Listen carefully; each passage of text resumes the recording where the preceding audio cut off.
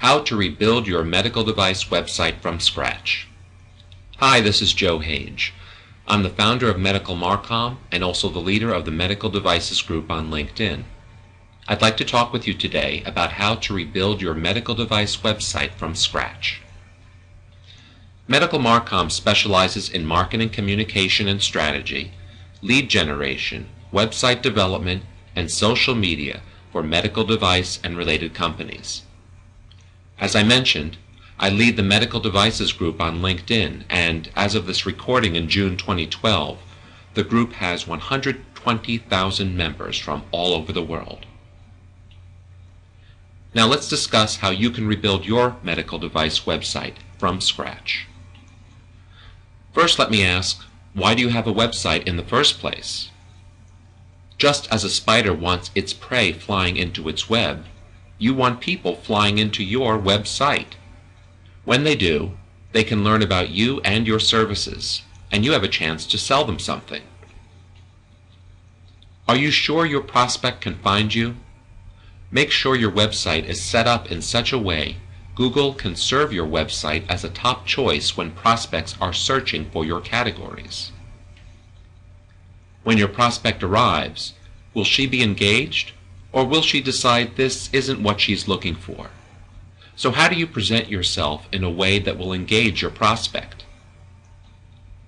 And if your prospect is engaged, will you give her a way and a reason to share her contact information with you so you can begin a dialogue?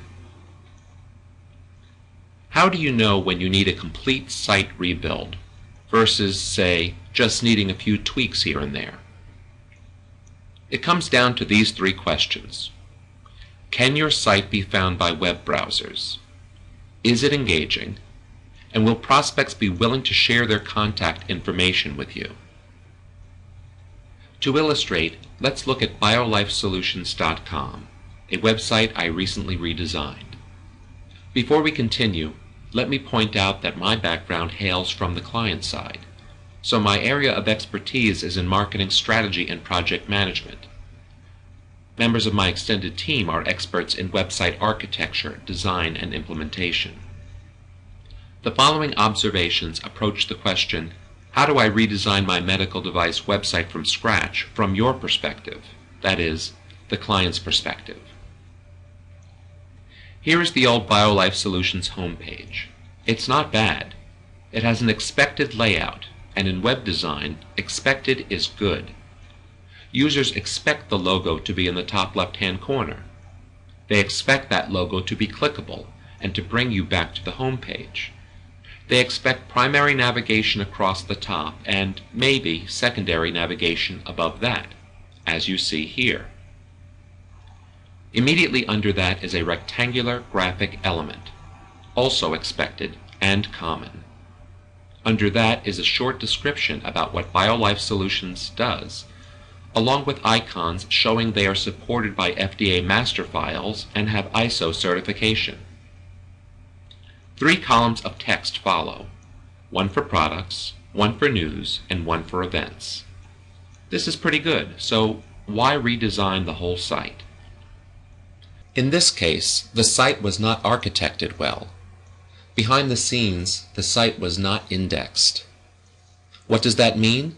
It means Google and other web browsers cannot see the content on the page. They cannot read the terms that BioLife discusses, and so BioLife is missing out on being found when prospects are doing searches for its products and its categories. As a result, site traffic was quite low, and therefore there wasn't much to do with the few analytic metrics the company collected on the site. The site could be more engaging. The look and feel of the site was outdated. The home page did not help me understand the competitive advantages of using their biopreservation media versus using my own. And I did not know what to expect if I clicked on the primary navigation items called Technologies or Biozone. So it was not easy to find the site, it could have been more engaging, and it gave me no incentive to leave my contact information. That is, unless I went to the Contact Us page and filled out a form because I wanted a salesperson to contact me. Said another way, There was no way to nurture a lead. It was all or nothing. Either you tell us you want us to call you, or you leave without us ever knowing you stopped by. This is suboptimal. We decided to build a new site from scratch. There was no point reinventing the wheel, so we took screenshots of what's already out there and presented them to the client. This is a cross-section of sites in the medical industry. You'll notice all of them have their logo in the top left-hand corner, and almost all of them have their primary navigation across the top. Similarly, you'll find almost all of them start with some kind of rectangular graphic on the top third of the home page. Underneath that, the designs begin to differ a bit. Now, there's not one that's more correct than the next. At this point, it's really up to the client's preference. And that's why we presented so many images, so we had a basis for discussion. What do you like? What don't you like?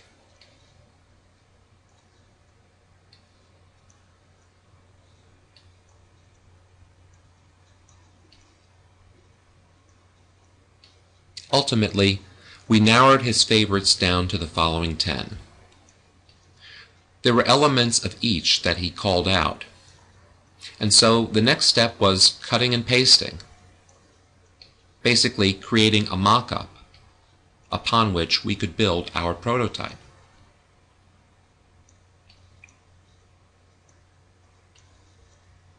At the end of this presentation is your opportunity to download a PDF of all of these screenshots. Here's where we landed. We put the logo and primary and secondary navigation exactly where you expect them. For the familiar rectangular graphic element, we adopted a slider, so that space could have multiple purposes. We picked that up from the Pfizer website. Underneath, we have a space for the company description. On the previous site, that was a graphic element and not text or appropriately treated so BioLife could get credit for those terms with search engines. We kept the 3-column structure, added some product shots, and rearranged what could go where. From a concept standpoint, we didn't stray far from where we started. Remember, this mock-up came about after we reviewed more than 24 medical sites. Let's look at the old site and the mock-up side by side. When we put them side by side, the differences become more noticeable. Relative to the proposed design, the old design spent a lot more real estate on its logo, navigation, and opening graphic. On the new design, we were able to get the key selling proposition above the fold. That is, you could probably read it without scrolling down. I think the choice of colors and fonts, along with some of the product shots, made the site more inviting. And I'll share with you in a moment something we added to capture leads. So let's look at the new site. It's a lot like the mock-up, which is good. That was the result of good communication and upfront expectation management with the client. We made a few modifications. You can see we added an order button to the secondary navigation, and we introduced evidence, blog, and company to the primary navigation. The slider made the final cut, and importantly, the value proposition is captured right up front. Extend cell stability. We introduced a second brand color to brighten up the place. You see that 1,000 sample giveaway to the right of the slider? Let's go to the next slide and inspect that more closely. I asked the client what the value of a new customer is. Let's just say it's comfortably more than the cost of shipping a sample. I thought the sound of giving away 1,000 samples had an exciting ring to it. Of course, to give away 1,000 samples, we'll need 1,000 leads, and that would exceed my client's wildest hopes. Who wouldn't want a free sample if they're already shopping for biopreservation media? That's the point of having hit the site in the first place. We made it exceptionally easy to get one. First, all you have to do is enter your email address to start the process.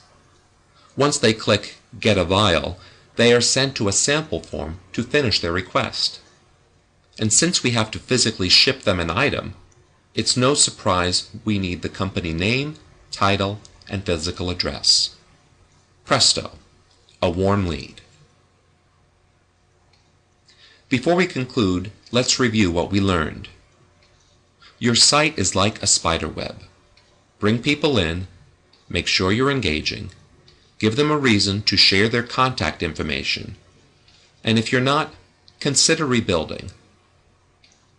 Look and see what everyone else has built, or review this presentation. Take the best pieces, mock them up, and voila, a new website. I hope you got a lot out of this presentation, how to rebuild your medical device website from scratch. My name is Joe Hage, and you're welcome to contact me at jhage@medicalmarcom.com. Also, check out the Medical Devices group on LinkedIn at the address you see here. And if you'd like screenshots of the 33 medical websites I featured in this presentation, I've compiled them in a PDF for your easy reference. Thanks very much.